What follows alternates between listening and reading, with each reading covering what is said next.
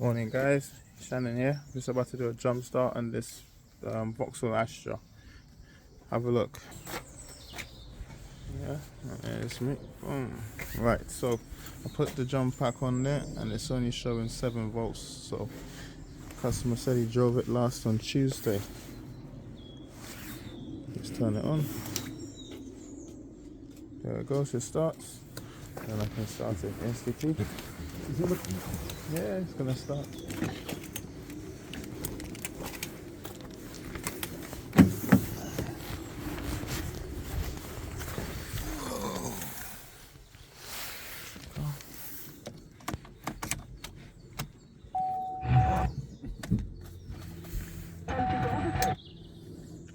So the jump pack is tripping out.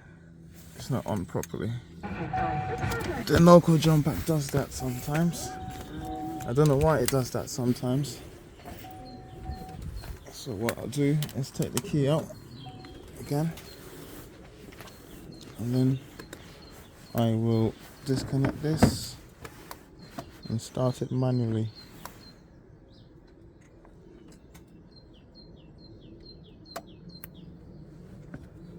Okay. So it's not going to be doing that on and off thing.